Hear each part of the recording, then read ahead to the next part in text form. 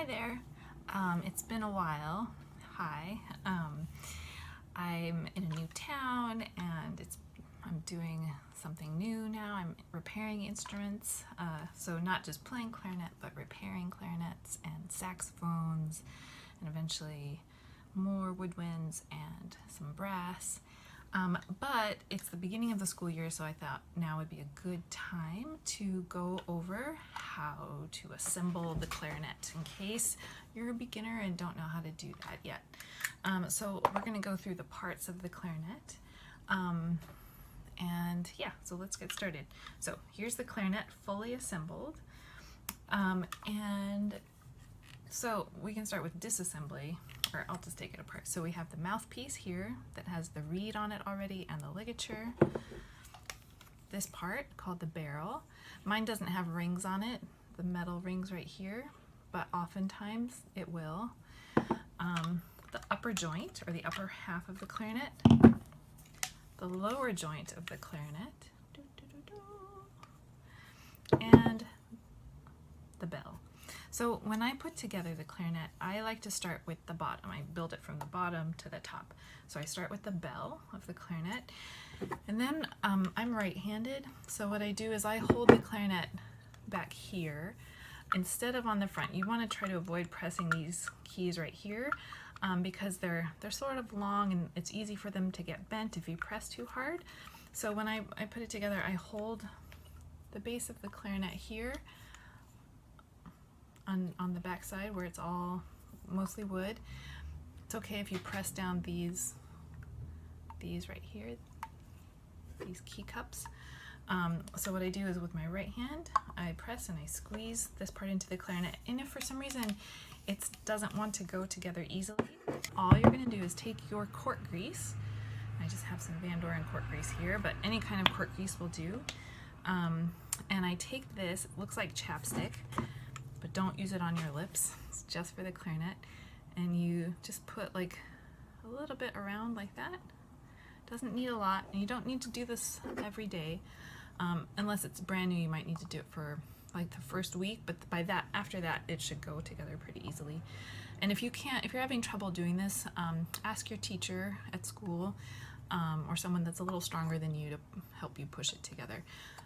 But you take this again, and now it goes a lot better now that it has that cork grease on it, and you twist and you just push it together. And again, I'm just holding it on the wood side, not on top of the keys, because I don't want to bend this. So I'm holding it here and I push it together. The next part I put on is the upper joint. So this one can be a little bit trickier because there are a whole lot of keys. So for this one, it's good to hold it in the back where there aren't as many keys. And you can, I would say, avoid squishing down on these keys right here. I've done it so long that I can press these down without hitting these. But for you at first, you just want to probably hold it right here on this side, like this, and you want to press down this key right here. So if you notice, it moves this bridge key. This is called a bridge key. And so if you don't press this down when you put it together, that key can get bent. So if I push this down without lifting that key, those are going to crash into each other and this one's going to get bent. So what I do to prevent that is I press this down and then I twist and push. And again, if it doesn't go together easily, take your cork grease, put a little bit around here like this, just a little bit, doesn't need a lot. And if it gets all smeary and stuff, just get a paper towel or tissue and wipe it off. And so I hold this here, holding the bottom like this, and I twist and I push it together. So holding the bottom and the top, I twist and I push. And again, I'm pressing down this key to lift up that little bridge key right there. Twist and push. Voila, and then I just line up that bridge key. So you want to make sure, and everyone's bridge key looks a little different, so just you want to make sure that that's lined up with the bottom one. Top bridge key, bottom bridge key. And then next we put on the barrel.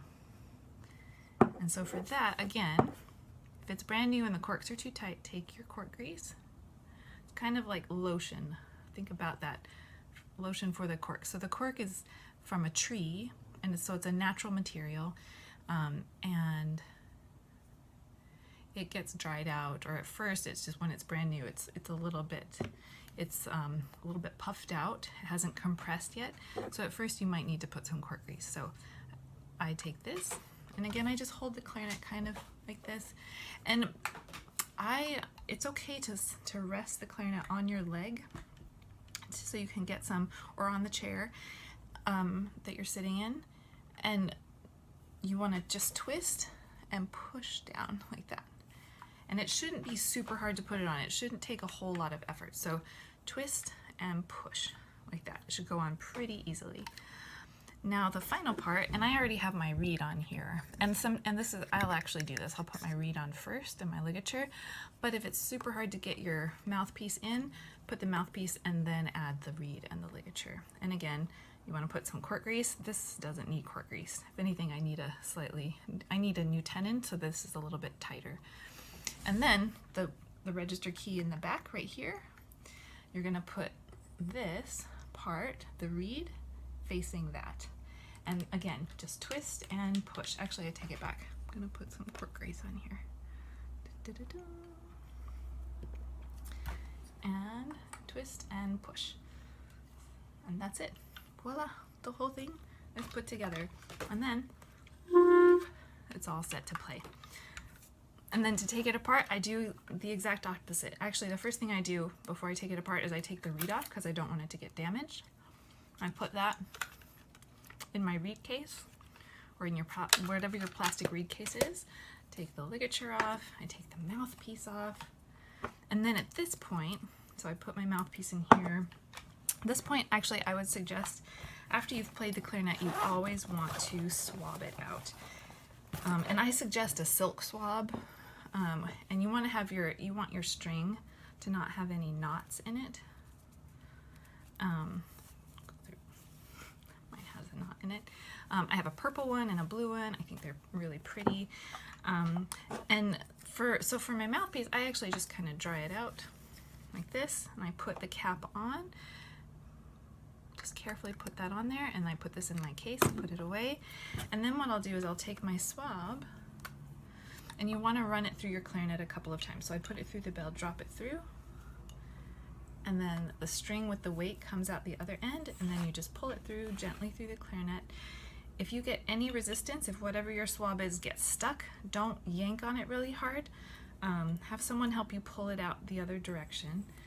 You just don't want it to get stuck on this. Usually what happens, there's this pip in here. I don't know if you can see that protrusion. And sometimes if your swab is too bulky or goes into the clarinet as a clump, it'll get stuck on that. If you pull too hard, you'll rip that out, and then that's bad. So don't do that.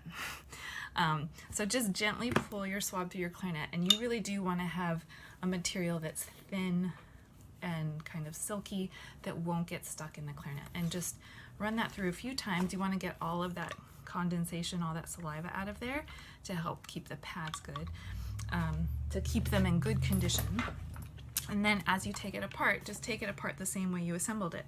So holding the keys like this, just twist and pull, gently pull apart, and again twist and gently pull apart, and you're done.